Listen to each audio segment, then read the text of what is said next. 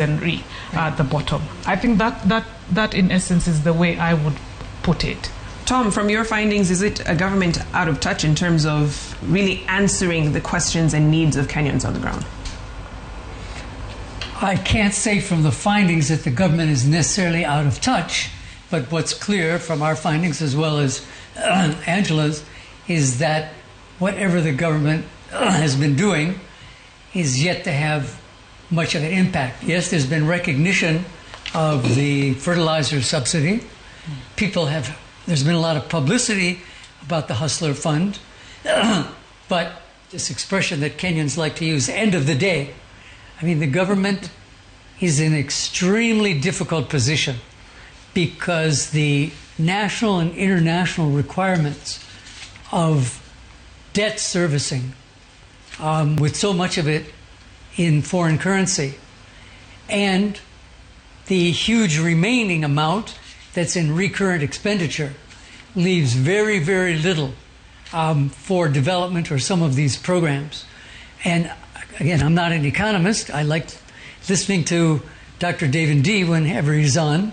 It's been a little while since I've seen him because he speaks very clearly as somebody who's working in government, but from what I can tell, lays these challenges extremely, bare openly.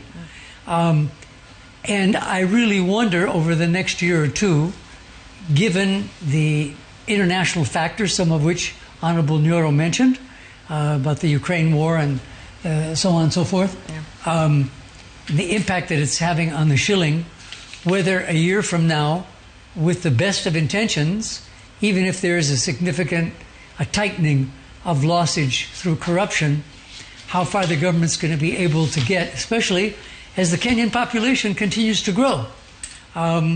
When I see comments made in all good intention about helping poor families cover their education costs and even other programs for the vulnerable, I never hear a whisper that there should be of any financial incentive for parents that decide to have fewer kids.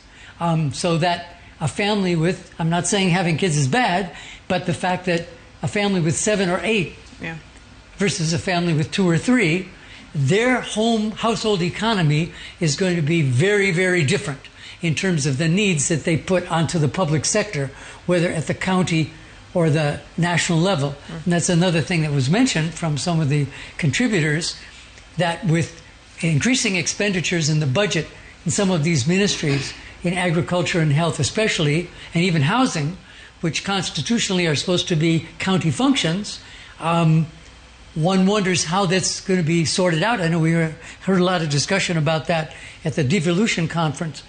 But I think, let's come back in a year and see how far the government's been able not just to achieve this balance between pressing financial needs, but what my two fellow panelists have said about how forthright the government can actually be with the public as to how serious these challenges are. I'm not saying if the government comes out tomorrow and says, actually, these 145 promises we made when we were looking for your votes, we have no chance of fulfilling even half of them to your expectations because of the realities we encountered once we opened the fridge and found there was so little food in there. Right. I mean, that's not going to solve the problem.